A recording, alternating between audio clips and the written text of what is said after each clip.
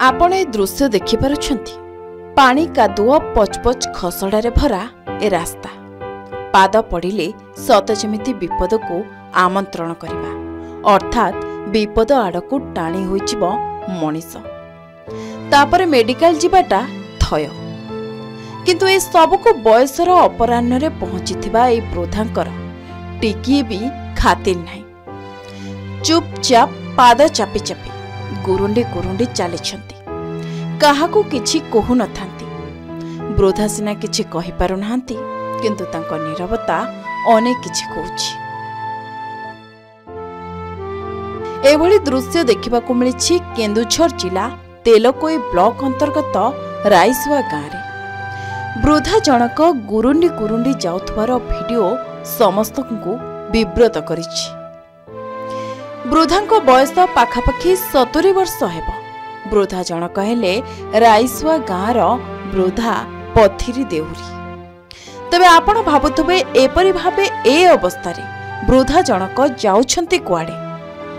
तबे आमे आपनको एठी कहि रखुछु जे मासिक भत्ता टंका पाई गुरुंडी गुरुंडी पंचायत कार्यालय जाउछंती एही वृद्धा जनक।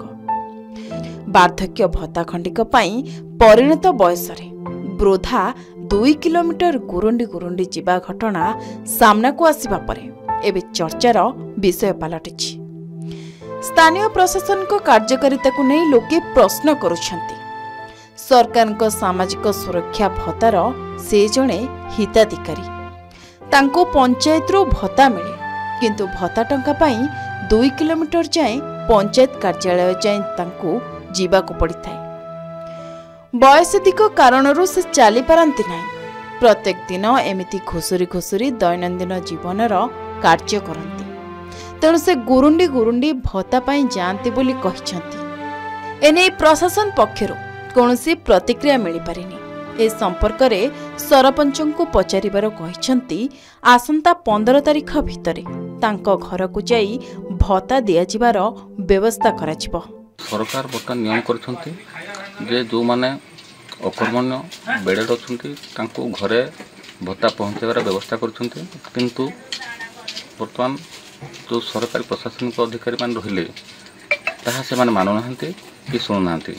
एहार जदि प्रतिकार करा जाता बा तांको घरे नै व्यवस्था कले से माने उपकार पाते तेणु अनुरोध करी सरकार को यह तुरंत कार्यानुष्ठान नियंतु। आज जो न्यूज रे बाहरी थिला जाय कि पथुरी देहुरी गुंडुरी गुंडुरी आसुची एवं से भत्ता पाई आसुची तो आम नॉलेज को तो ताहा आसी नथिला ताहे 2-4 मास तार अकर्मण्य किमा से वार्धक्य अवस्था जुगु से गुरुंडी गुरुंडी आसुची एवं आगामी दिन रे मध्य तार 3-4 मास तळे मध्य एक्सीडेंट मध्य तार उडे हेतिला एवं से ट्रीटमेंट हेतिला तापरे वर्तमान से गुरुंडी गुरुंडी आसुची जेतु मलार जातीय लोक तापारे यूडीआईडी सर्टिफिकेट जेतु नाही ताकू सरकार तरफ से दिया जाई पारी नहीं जहाँ भी तार डॉक्यूमेंट अच्छी आम ताकू मध्य आमे पंचायत समिति बीएसएस पाखु आम पठाई आउ निश्चित भाव में 2 दिन भितर व्हील चेयर व्यवस्था कार्यक्रम व्यवस्था अच्छी।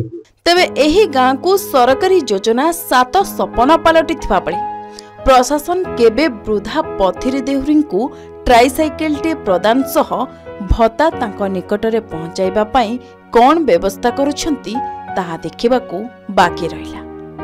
केन्दुझर जिला बांसपालरू दीपक बेहरांक रिपोर्ट के न्यूज ओडिशा।